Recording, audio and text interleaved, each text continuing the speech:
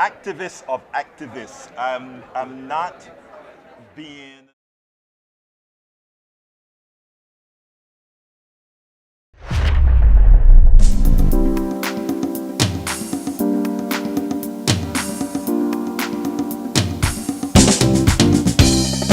Welcome to Politics Done Right. I am your host, Egberto Willies. This is a... Well, folks, welcome to one more edition of Politics Done Right. Sorry for that. We've been having a little bit of problems getting all this stuff set up, you know. It's been one of those weeks, but we had a great time at Netroots Nation 2023. We had a great time and we got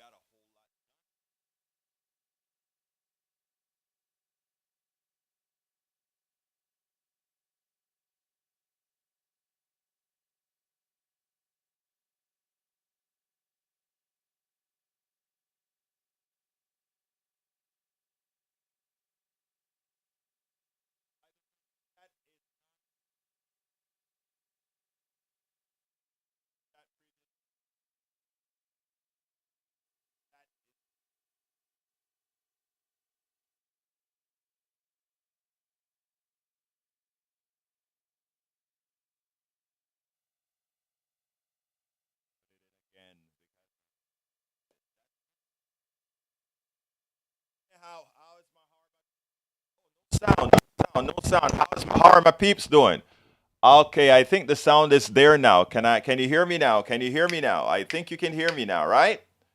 Let's see if I get a response. I see that I'm transmitting, so I think I should be heard at this point in time. Let me hear. Okay, good. We're back in business. I don't know, I probably just accidentally hit the switch or something. Anyway, folks, we're going to have a great show for you today. I'm back from Chicago. It was great. It was maravilloso. The crimes and dangers of Elliot Abrams. That guy's a criminal. You're absolutely right. By the way, Eric, I think I see Eric Hayes. Oh, I didn't get shot in Chicago. I didn't hear about anybody getting shot in Chicago. Beautiful place. Beautiful, beautiful city. You know, everywhere has its bad places, but Chicago, the third largest city in the country, it was a beautiful place. I've been there several times without a problem. Maywood, good afternoon. E2247, good afternoon. Bridge MCP, good afternoon. Lee Grant, good afternoon. Thank you guys for being here. Guess what? At the end of the video, as I promised, for all of those who provided the support for the trip, we didn't meet our goal, but you still have time to support the trip. As it turns out, you'll see at the end of this video what I actually did. Anyhow, I want to play a video from a friend of mine. He's now the mayor of a town in North Carolina. Another activist that decided to go out there and change things. And he's been working at it. He has a project called the Black Men Voter Project or something like that.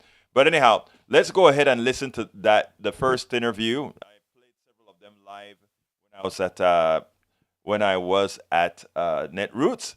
But I want you to check this one out, and then we'll take it on the other side. Let me make sure and get it right because I have some other things I got to queue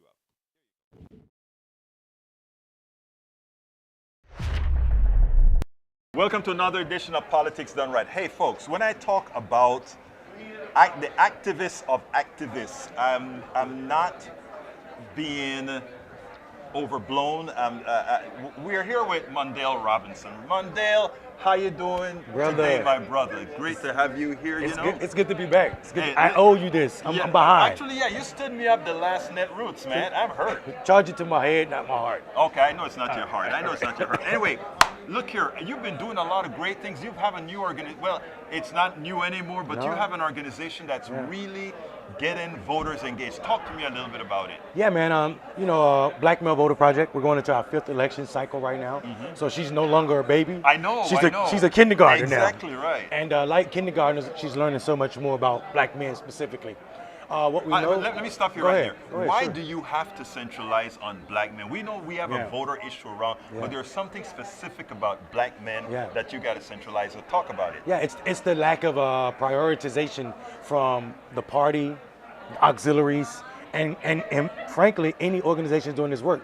How is it 2023 and we're the only national organization talking to black men, which is the second largest base voter for people that believe in progressive Now, ideas? there are some people that would say, well, we think, it's the same all life matter kind of folks that says, why do we need to go ahead and segment or create an identity that we somehow have to treat black men differently in the voting process? Explain exactly why that is a must, especially given our history. Yeah, I mean, listen, first of all, black men were the first guinea pigs for voter suppression. The 15th Amendment started what would become what we suffer from right now. And also, it matters that to be black man in America is unique in a way that is horrible. Black men suffer the worst social markers of any demographic in this country.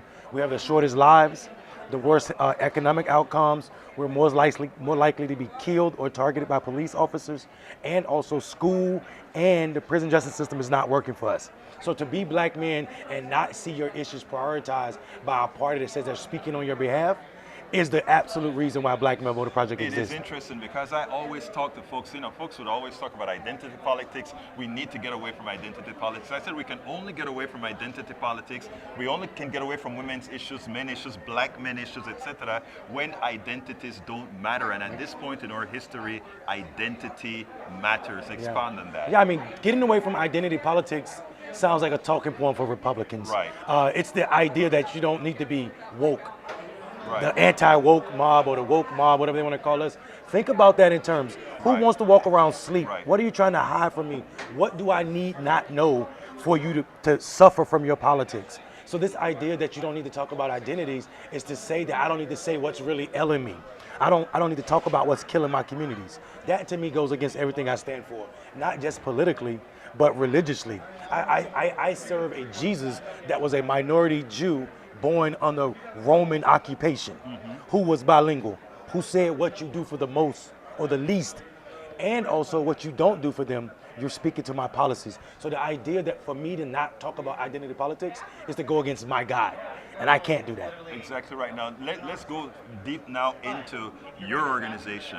Tell me first of all, what are you doing? What's your approach? How are you getting to these people, not only in the urban areas and the cities, but also in rural areas across the country? I think what happens is, I'm glad you asked about rural area too, because a lot of the time people think about black men as the thug in the suburban, right? In this urban areas, right? Big cities. But in actuality, black people are overrepresented in rural spaces, especially in the South. Black people represent 30% of the rural population in southern states. Right. Nationally, we are only about 13% of the population. So that means we're overrepresented in rural spaces. So the idea that we have a program that does not speak to rural spaces would be incomplete anyway.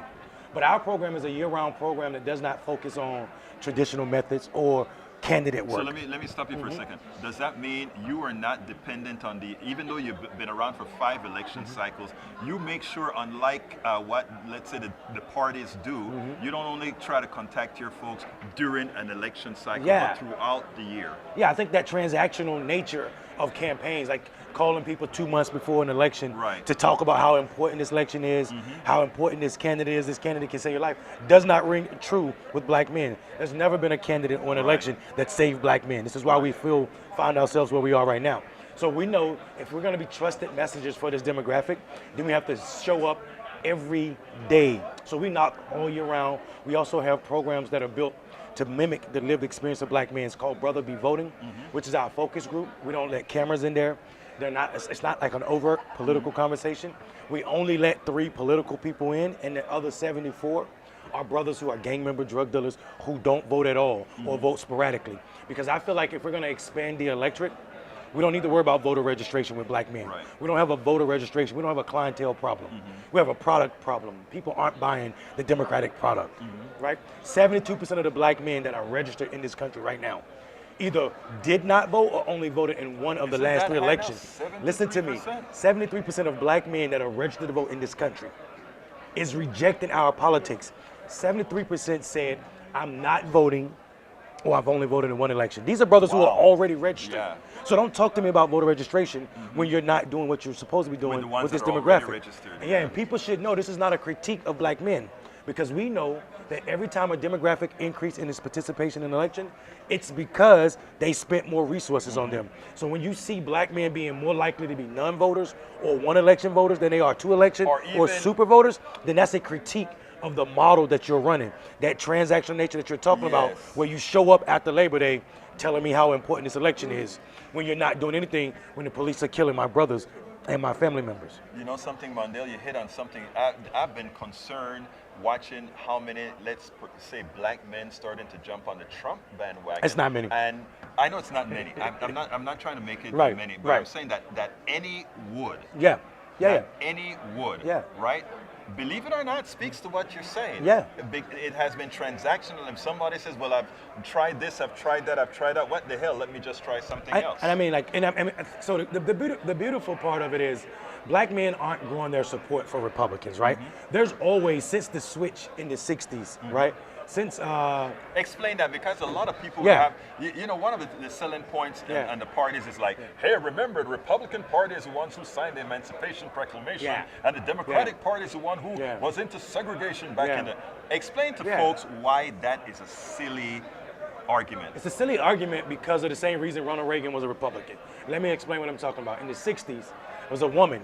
It was a lot of people. But let's be clear. It was the work of a Southern black woman, right? You know what I'm talking about? Yes, of course. Okay, that said, I'm sick and tired of being sick and tired. I know. Right? And she argued and made the Democratic Party seat black people at the 1968 convention. Right? And when black people got seated by the Democratic Party, all the racist white Democrats left the party and formed the Republicans, the Dixiecrats, and the New Republicans. One of those Democrats that left the party that year was Ronald Reagan. Right? Oh wait, believe it or not, I didn't know that. Exactly, it was Ronald Reagan. Maybe that's why he started his campaign the way he did. And that's exactly why. He went to Mississippi, to Philadelphia, Mississippi, to send a point to white racists that, hey, I'm with you. Mondale, I didn't know Reagan was a part of that cabal. Absolutely. Reagan, Strong, Thurman, all of them. So what happened is, this idea that Lincoln Republicans are now Democrats. So people, that mixture, I literally just screamed at Jesse Waters on Fox about this. Like, you're out of your mind.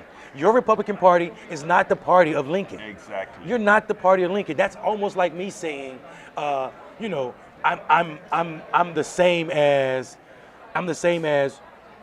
Frederick Douglass. Exactly. I'm not Frederick Douglass. Right? I would have never went to the Hayes administration. I would have never talked about black people not needing education. Right? That would have been my stance. So people need to understand that history matters for a lot of reasons. I'm glad you brought that up. I am so glad, because that is almost blasphemy in some. It is blasphemy. In some black environments, that would be blasphemy. It is absolutely. Anybody that understands black history, it's almost like saying, I'm the one that freed you, but also, check this out. Check this out. I'm the one that freed you from slavery. But then you discount the fact that in the 60s, you're the one that said I shouldn't be able to vote. Exactly. You're the one that said I should be killed for talking to or competing with white people. I want to say something here to the audience. Let me tell you something, guys. One of the reasons it's important to hear all perspectives, right, is because even things, you learn the myth about Frederick Douglass, you learn the myth about Ronald Reagan, you learn the myth about all these things. When you have folks that are not distilled by the history that's been anesthetized or sanitized that you get in school, it's the best way. I learned something today. Continue, Mondale. So I mean, listen, talking to your audience, I would challenge all of y'all to stop thinking of the United Daughters of Confederates as the women who made the monuments, all these Confederate monuments get put up. And think about what they did to our education. If you dive into the United Daughters of Confederacy and see what they did to the Southern education, how they banned books, any book that just start. No, they banned, the United Daughters of Confederacy banned books right after the Civil War. So if you said anything negative about Confederate soldiers, if you said anything negative about the Klan, then those books couldn't be in Southern schools. The idea of the lost cause that supports white people and white supremacy, and that there was Northern aggression, that's why Southern fought the Confederate War, all of that was taught through the USD, the United Daughters of Confederacy's control over Southern schools. If you consider that, and you see where we are right now, where you have Florida and other states banning books, we are about to face another generation that is completely ignorant to what really is happening right now. About that. You're so right about that, but we are already ignorant from a sanitized history that we learned here. Come on, Christopher Columbus was a hero and not a killer, right? Right. The things that we've learned Yeah. in the country and that is now called woke because we decide to tell the truth. Right. Right. It's amazing. Well, I mean, and the funny part is, all you got to do is say, "Yeah, I'm woke." Like, if you think about what they're saying, the anti-woke mob. I want to be woke. Listen, exactly. Who wants to walk around sleep? You're gonna Right. bump into shit. You're gonna trip over stuff. Right. Excuse my language. Right. But let's be honest. Like, this idea that you're telling people be anti-woke, Right. and we know what it is. Woke is the new N-word. Right. You went from thug to woke. You're literally saying you have to be anti-black to be a Right. part of this. Let's think about the history of the word woke. It came from Marcus Garvey. Right. It came from black people saying stay woke, to be aware of what white supremacy can and will do to you, Right. or what it is doing to you. So they definitely want their parties to be anti-woke. They say woke mob and sound like clowns. Right. You're dog whistling to the wrong people. You're letting black people know that you're anti-black Right. when you say anti-woke. You know, it is amazing. What gets me is that in this year, we still have to fight these issues. And I'm not talking about fighting this one. I'm talking about that we still have to go through the psychological Yes. impacts of this kind of stuff. And anyway, to close this stuff out, brother, give the audience a closer. I mean, I think they've gotten a good education Yeah. as it is right now. Give us a closer. I would say to your audience, to you, to anybody that can hear me in earshot, to truly discount everything you've learned about electoral politics and also the status quo. The status quo has failed us, continue to fail us, and it's because we allow it. There's no such thing as political power. That's perceived power. There's a lot of shit called people power, and we don't own that space. We need to take back the ideal of people power and remind elected officials, and I am an elected official, remind elected officials that I work for you.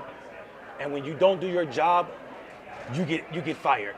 It's nothing revolutionary about electing somebody. What's revolutionary is unelecting an incumbent. So everybody should be dead set on unelecting incumbents that are not doing anything that benefits the least of us. Peace. Mondale Robinson, thank you. always very a pleasure much being in your for face, being on brother. Politics Done Right. You keep up the good work because Thank you you. know what? We need truth tellers, brother. Thank you, brother. You take care. All right, peace.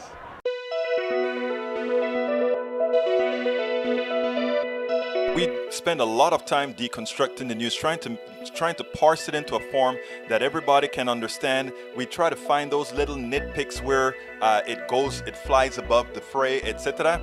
If you really like these videos that we do, I want to ask a big favor. Please go ahead, number one, subscribe to our channel, and number two, please join if you can. Thank you so kindly for watching. Keep watching. Please remember to share.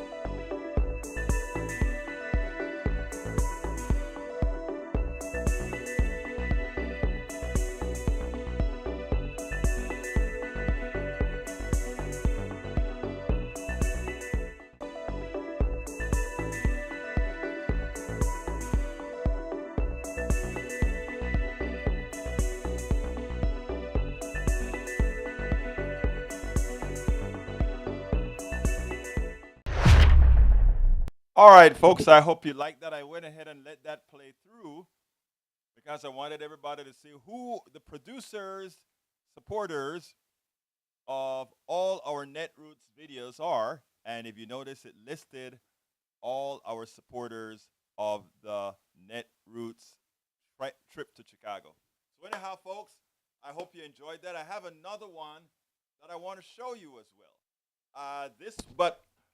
Let's see. Let me go ahead and show that other one now because I think it's important. This is a young lady. I knew her for over a decade as she came to Netroots year after year after year. She's a grown woman now at 25, and she's still coming to Netroots to get her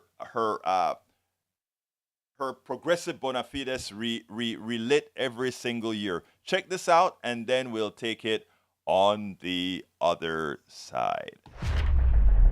Welcome to Politics Done Right at Netroots Nation 2023. And who do I have the honor to sit with? The one and only Ali Thome. Ali, I met you when you were a little girl coming with mom and dad to Netroots. And I tell you something, to watch you grow up and become who you've become, it's great. Why don't you tell me about your Netroots and experience from the time you started coming out here? So this is my 10-year anniversary of coming Right. to Netroots. So the first time I came, I was 15, but my parents have been attending Netroots since the very first one. So I think they've both got their 15-year buttons on. Yes. So I grew up so excited for the time when I finally felt like I'd be ready to go and enjoy and have fun. And I just immediately jumped into volunteering because that's what my parents love to do too. But you know what is interesting, Ali? You've been named the mayor of Town Hall this year, correct? The deputy mayor. The deputy I'm mayor. second in command to The the second in wonderful Linda Lee, who runs this whole shebang in here. But let me tell you why. I think once before you were like sort of a leader on the floor a few years ago. What were you then?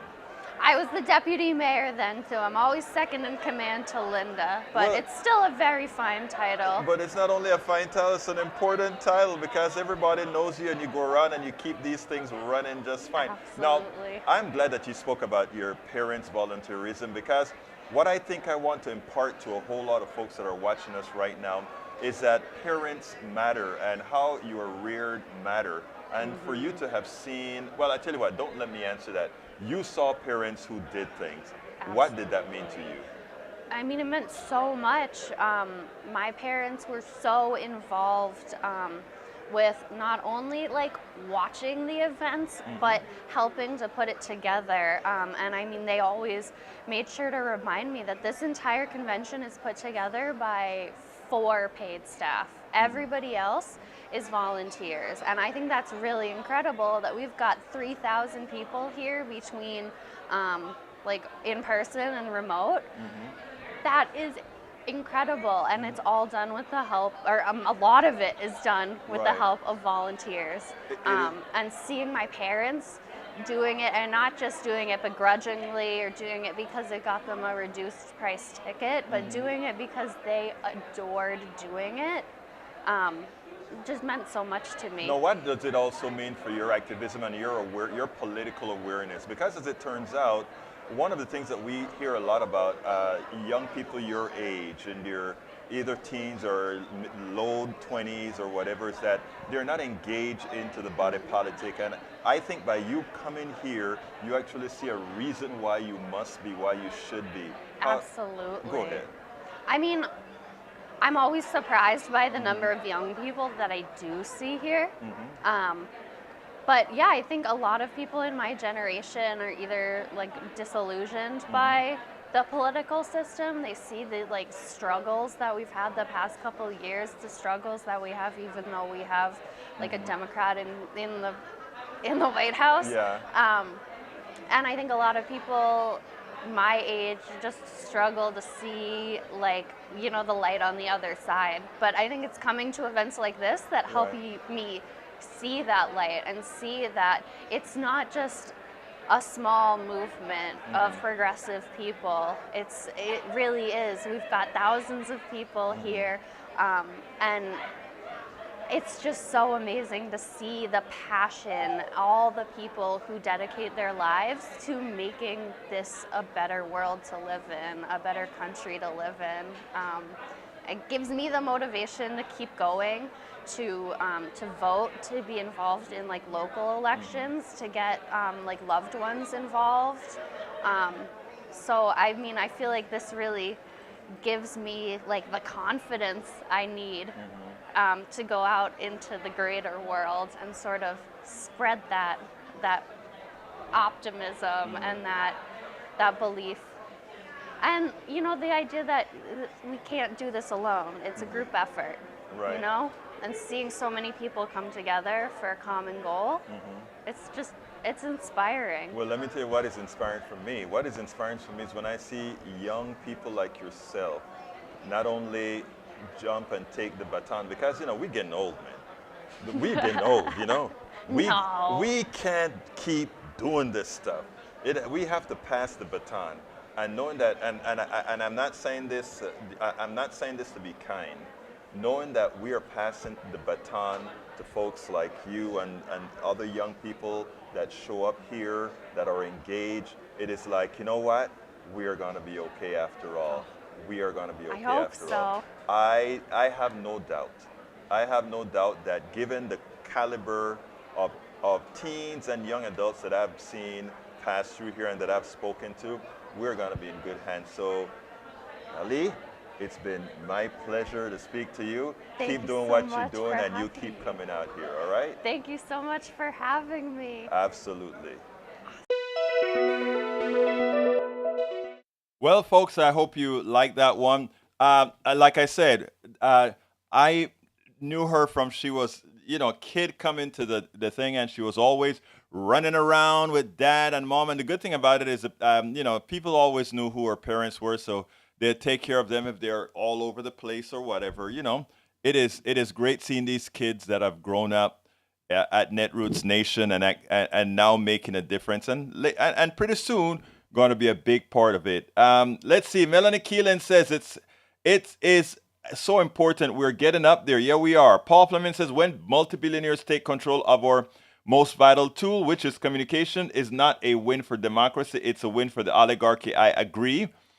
Let's see. You said something that was real important before, Paul, that I want to bring up. You said you have to have a great job to be a volunteer. Most slaves aren't given that what's most precious: time. Time. And I'm going to tell you a story. I'm going to tell you this story, but before that, let me just say, Bridge asked, what does her parents do? Her father is an engineer, a software engineer working, and her mother, I think, is in the med business, if I remember correctly. But they would come and spend the 4, 5, 6 days at Netroots yearly. Every year that I've been there, they were there, except for last year. I think last year was the only one that they missed, and because they had something else. But there are a lot of other people like that are there on a yearly basis. Now, I want to address Paul, Brother Paul Fleming. Netroots was, for the longest time, from its inception. And by the way, let me just tell you, you'll see an interview that I do with Marcus Molitsas, who is the creator of Daily Coast, the most trafficked progressive site, bar none, in the country. All right? And out of Daily Coast, that progressive blog, came what we called Yearly Coast. And then it evolved into Netroots Nation, where all these politicians and everybody else came to exchange ideas, meet, like any other conference, but it was a progressive conference. But in as much as it was a progressive conference, and if you go to Netroots or to Daily Coast, there are a lot of black writers, Latino writers, etc. In fact, Marcos Molitsas is a Latino, right? The founder of this organization is a Latino, Marcos Molitsas. And so it was always interesting to me. I went every year. But it was a very, very white space. And also in being a white space, the only most of the things that were done, again, it never took the panels that we had, etc. Very few times did they cover issues that really were BIPOC issues, things that affect Latinos, things that affect Asians, I'm talking in the aggregate.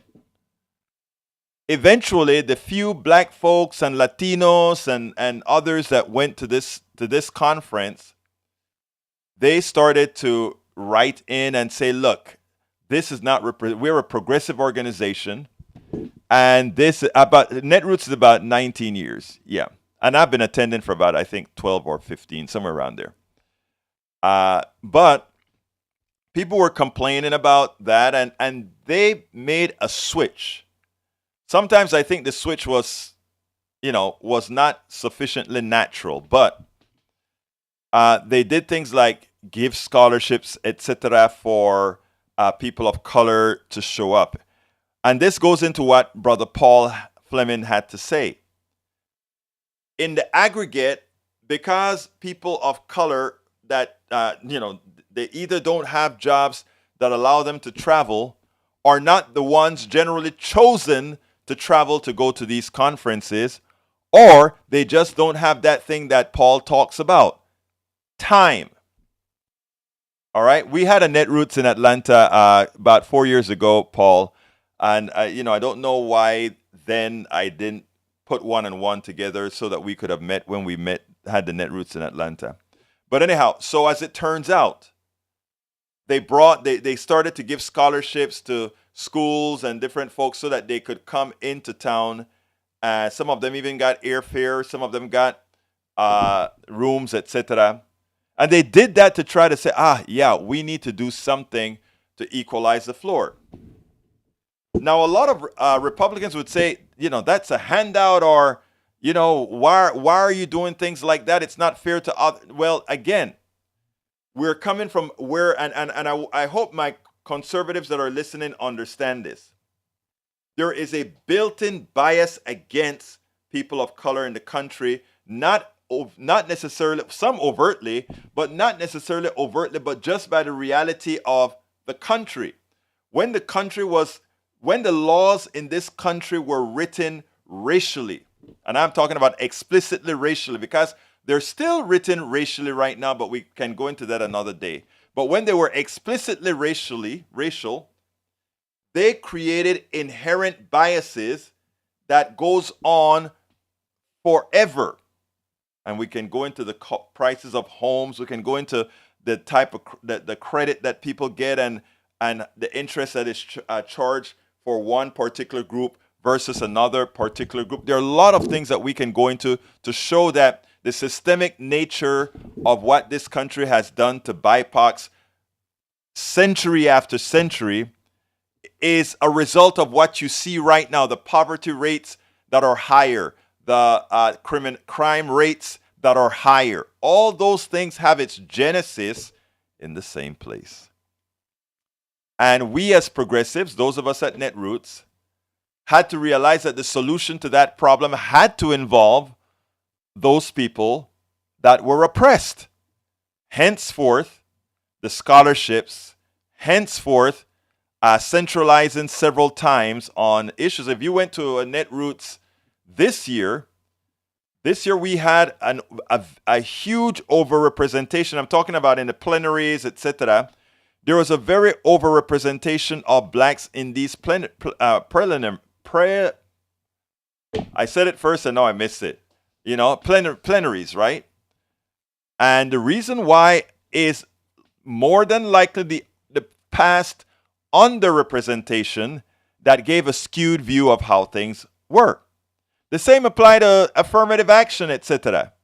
People will say like, well, how come they're giving more scholarships to X group and not this group?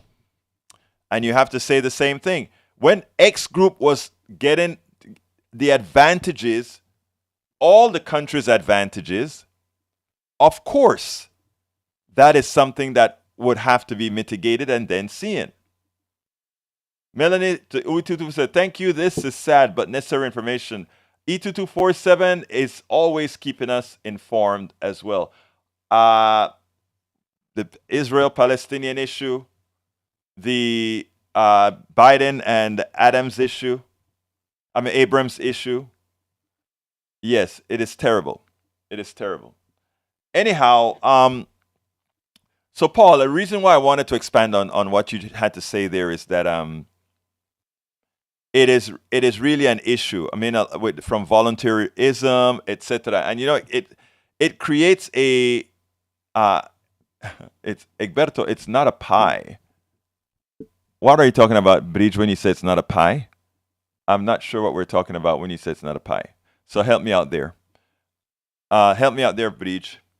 Anyhow, so as it turns out, those are important issues to take into account. Let me give another thing. You have progressives that are working hard to solve a problem. If you don't have representation, if you don't have people who are there from the community at large that needs these assistances to move themselves to the next level, how can you know what to do? And that has always been the issue. That the solutions that these progressive organizations put out there may not be the solution that works in the community because you had no access to the community to understand that community and what would work within that community. Henceforth, diversity is so important. Henceforth, even in colleges and universities where you're educating teachers, the teachers need to know how to address these other communities. And how can they know that if they're not surrounded with other folks that have different realities? Social workers, you're going to have a social worker in a classroom where they're testing each other. How can you not have a diverse environment so that when one side says something, the other side can say, well, you know, remember this particular issue, it doesn't work like that. And I'm talking about it on all sides. On all sides. Egberto Willis, meaning when you all share the same issue, you cannot divvy it up into pieces. You join together, not a slice of a pie each. Exactly, Breach. I get it now. I get it. Paul Fleming says, you're saying exactly what I was thinking. It's pretty. It's making me laugh. Everything I'm thinking, you're just saying out loud. Paul, life experiences, right? That's what it's all about, life experiences. When I walk into America, my life experience was probably not much different than your life experience, Paul Fleming Sr. We handle it differently. I don't know how you've handled it, but I'm pretty sure you've handled it darn good if you've made it as you have. But I wrote the book Tribulations of a Latino Afro-Latino Caribbean Man for that reason. You have to get that, you know. And folks, actually you should go to Amazon and pick up you can't pick up my book yet. It's in online reading format at Amazon. Anyhow, let's go take a look at Christie. Christie is right, you know. Christie said, you know what? I am signing that contract. I want to debate. And I'm going to do exactly what Donald Trump did. You know, if it's good for Donald Trump, it is good for me. So therefore, I want you to check this out. And then we'll take it on the other side. A few of the candidates said, we are not going to sign that pledge that says we are definitely going to support whoever the Republican Party nominates as the person leading the party for the presidency. And we have heard from Texas who said it would be a lie to do that. Well, of course, you know, Donald Trump signed it back in 2016. And when it was asked on stage if he will follow his pledge to support whoever was the nominee if it weren't him, and he said to everybody, no. Well, you know what? Christie said, well, you know what? What's good for the goose is good for the gander. And while I can understand how the ethics behind former Representative Hurd from Texas, who is also running for president, while I can understand his stance in a country that could possibly be led by a heathenist thug, I think what Chris is saying here is apropos. Check this out, and then we'll take it on the other side. First debate, as you note, now almost a month away. I want you to take a listen to what your fellow 2024 candidate, former Texas Congressman Will Hurd, had to say about those who take the debate pledge to support the eventual nominee. This is what he had to say a couple weeks ago. I can't lie to get access to a microphone. I'm not going to support Donald Trump. I recognize the impact that it has on my ability to get access to the debate stage, but I can't lie. It'll be easy to say I'll do it, and then when it comes down, change your mind. But I just can't. I can't do that. In Will Hurd's formulation, are you lying to make the debate stage by signing a pledge to support the nominee, no matter who it is, including if it's Donald Trump? Well, I won't see Will Hurd on the debate stage, and that's okay by me.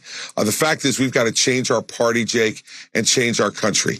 And we had these debate pledges 8 years ago, as you'll recall, and all of us signed them. And then when we got on the debate stage and we were asked to reaffirm it, Donald Trump refused to raise his hand, the only one of 10 candidates who did. The fact is, he has set the precedent here, and I will sign the debate pledge, and I will take it every bit as seriously as he did in 2016. We spend Understand what that said. I will take the pledge that I sign as seriously as Donald Trump himself took the pledge. I will take it as seriously as Donald Trump took the pledge. And I think that is, in fact, the right thing for Christie to do. All right, let's see. E2247 says, what a conversation with author faith leader Wes Granberg Michelson. When? Tuesday, August 18. We're Zoom. What is it about, Paul? E2247. Did you mention that before? Tell them not to allow this man who has caused so much death, pain, and destruction already to have a new reign. U.S. Capitol Switchboard. I thank you for pushing that issue about Abrams, E2247. You are so right about that. You are so right about that. I want to play another piece, and this is still on my mind. This is still on my mind about that new drug that's out there. Listen to this, and then we'll take it on the other side as well.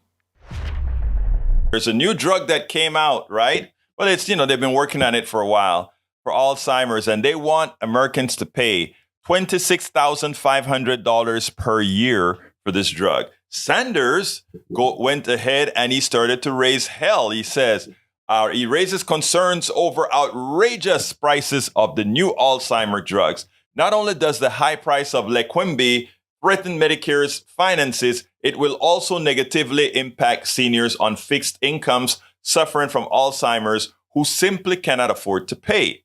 Again, we always have that pay for play. Senator Bernie Sanders on Monday reiterated his concerns over the staggering price tag of a new approved Alzheimer's Medicare medication after the Biden administration failed to respond to his letter last month urging swift executive action to force down the cost.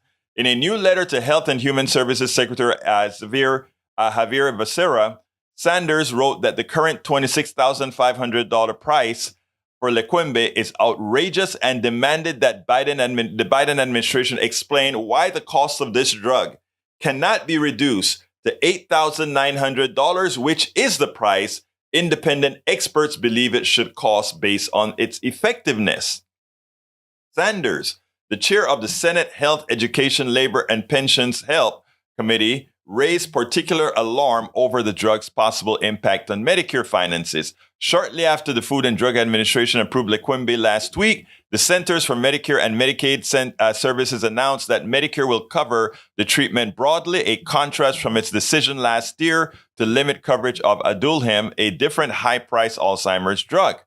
KFF estimates that if 5% of people with Alzheimer's disease use Leqembi, also known as lecanemab, Medicare's annual outlays for the IV infusion would be $8.9 billion, a spending increase that would push premiums up for all Medicare recipients. In other words, that $8.9 billion is a transfer of wealth from all of us, including higher premiums, to those rich fat cats who said, hey, people get Alzheimer's. We can make a ton of money off of their illness. See why I said that this type of stuff, medical expenses do not belong in the private sector, because since it is something that people want, they need, I'm ill, I want to get cured, we will pay anything for it. They know it and they bilk us for it, even as all of the research that go into all of these devices ultimately has a public component. The researchers were educated many times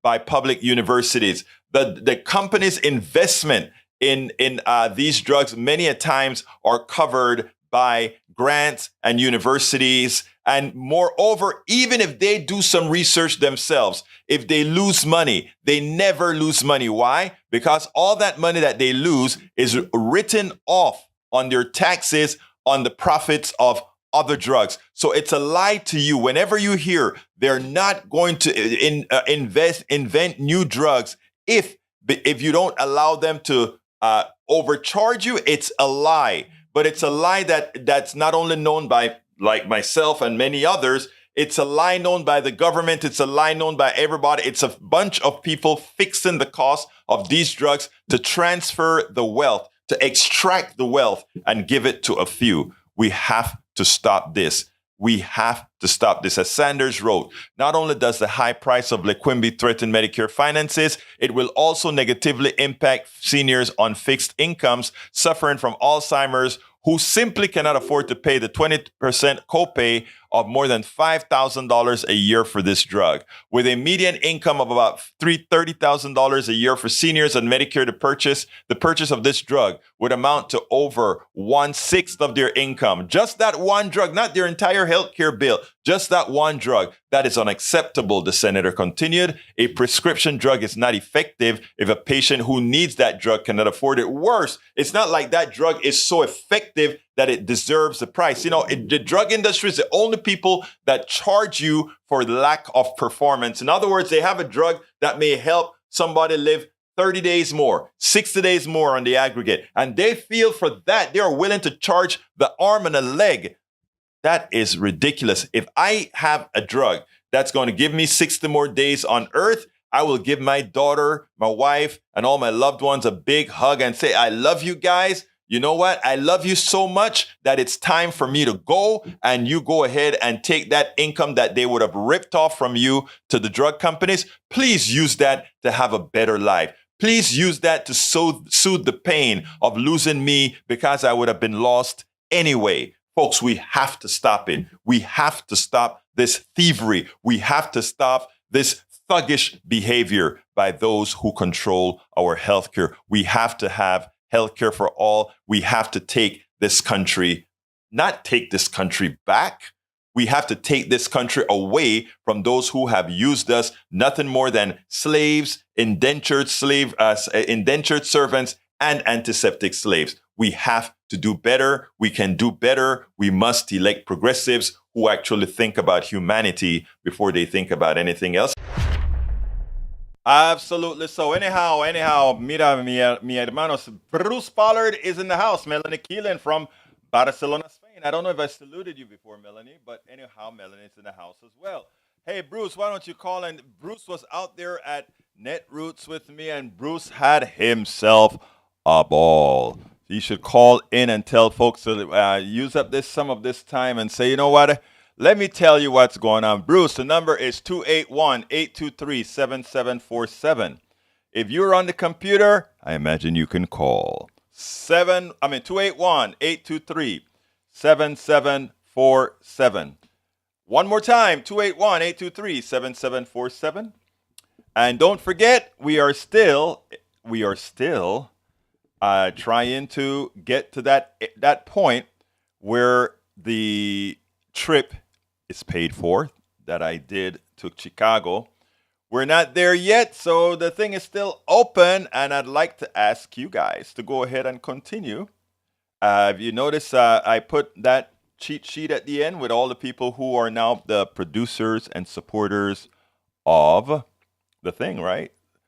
Wouldn't you like your name on that as well as a producer, a supporter? We need more of you. Hey, wait, what's going on here? No, get out of there. All right, that's fine. All right. So anyway, folks, the telephone number to call in, if you'd like to call in, is 281-823-7747. One more time. It is 281-823-7747. Don't be shy, Bruce. Call in and tell folks your experience. Let them know that it's worth it. Tom C. says, catching the end of the show. Hope all is well in Chicago and elsewhere. Yep. But I'm back in Houston, Texas. It was a 4-day conference. Let's see. Egberto Willis. Oh, there is Bruce. All right. Let's see if it works. Let me get the echo off. Bruce, are you there? I'm there. All right. Good. Beforehand, though, I think they're going to get an echo. Okay. Let's see. Folks, can you hear Bruce just fine, I trust? Go ahead, Bruce. Hey, how are you all? We're back from Netroots Nation. I'm energized to go out and do some activism, and moms demand action for gun sense, and they're going to have Gun Sense University next month in Chicago as well. My wife's going up to that, and we're going to try and work one thing at a time. I guess red flag laws are going to be our first big push, along with being smart and keeping guns safe for everybody by locking them up and making sure that we ask questions so that our kids don't get in the way of guns. Now, Bruce, why don't you tell us a little bit about your experience at Netroots? What's your thoughts about it? You know, let folks know, hey, maybe it's something that you should go to as well. Well, it's amazing experience because they have a whole bunch of, in the typical conference, they have panels, and the panels I went to one panel that had a Moms Demand Action leader, but it also had 3 attorneys generals.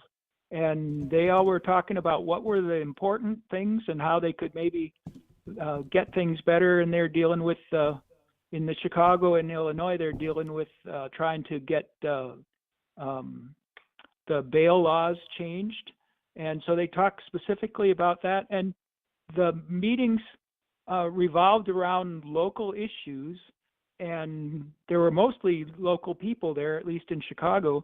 And when you talked to them one-on-one, they were in touch with those issues. So you got a feel for what was going to be happening in that area, so you could watch that. And you could also carry those ideas back. They also had training sessions that were simulations of situations that might happen in your group, that they broke up into little groups and you worked on them, and then the leaders from major organizations that had success came around and coached you. So it was great. Now, what did you think about the caliber of people that were attending? Yeah, so it was always the best. In the panels, they had the best people. In the trainers, they had trainers. So, I'm older, but the trainers are all younger generation people who are committed, but have knowledge a lot about the social networking space and how to leverage the social networking. And they're starting to learn about artificial intelligence, but not quite yet. Of course, artificial intelligence hasn't developed to be the challenge that we expect it to be.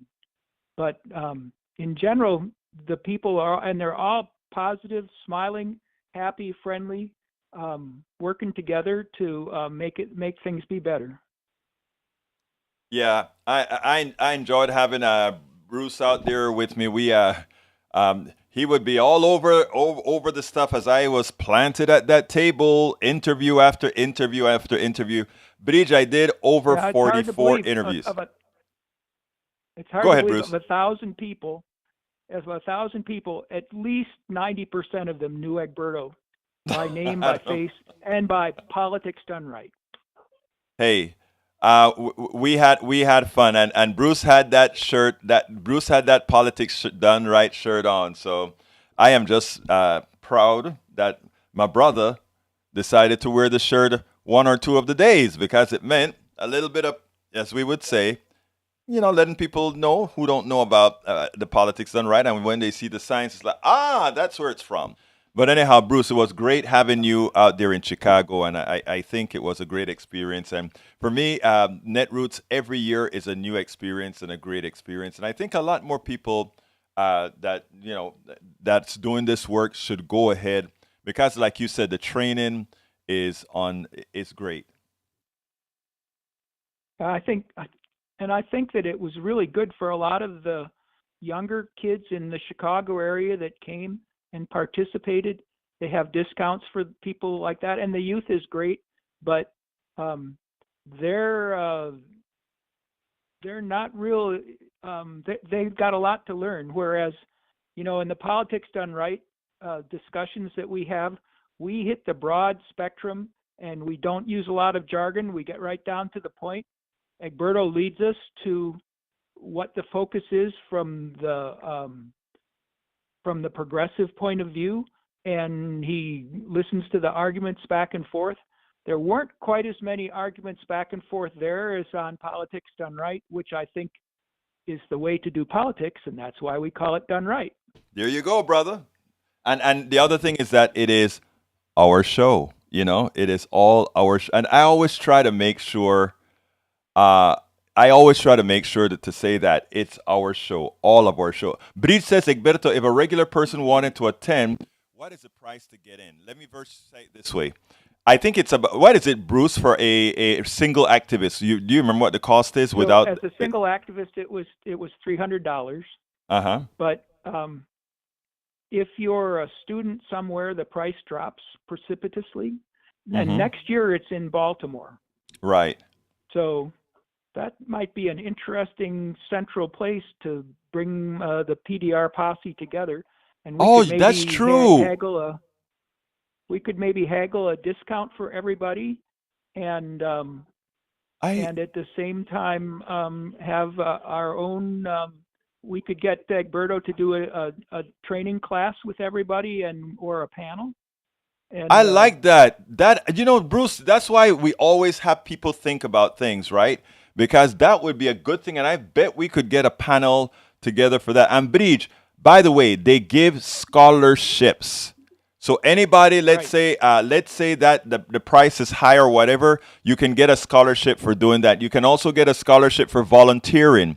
You can sign up when you're signing up for these things. You can sign up as a volunteer by going to, I think it's netroots.org/volunteer and work with Will, which is my buddy as well, Will Easton. And more than likely, he can arrange it that you can go to the conference for free. They can't pay your airfare or your hotel.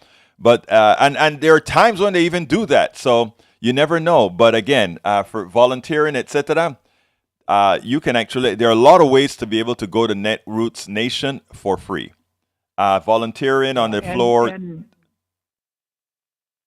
there's there's totally different kinds of people, whatever gender, whatever color, whatever background, whatever your thing is of action. There's everybody there. They're all talking together. It's the true centroid of intersectionality. Amen. Anyway, Bruce, we are at 4:01, so I got to get out of Dodge. So look, thank you. So first of all, Bruce, thanks for calling in. Number two, thanks for having been there in Chicago with me. We had quite a bit of fun. I mean, this, just empowering. That's what I should say. We were so empowered out there. But anyway, thank you, my brother. Yeah, no problem. And we're looking forward to Baltimore in 2024. Absolutely. Thank you, bud. Anyway, folks, we have to get out of here. My name is Egberto Willies. This is Politics Done Right. And you guys know how I end this, baby. I am what? Out!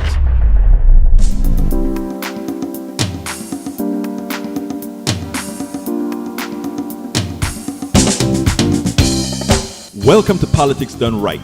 I am your host, Egberto Willies. This is a progressive program that will take the mystery out of politics. This is the program that will encourage you to make sure government becomes we the people. Whether you are liberal, progressive, conservative, or otherwise, you get to air your point of view. We are an independent media outlet that, unlike mainstream media beholden to corporations, we only owe allegiance to you. Remember, you can also send me a tweet at EGBERTOWILLIES. That is at Egberto Willies. Let us engage. It is Politics Done Right.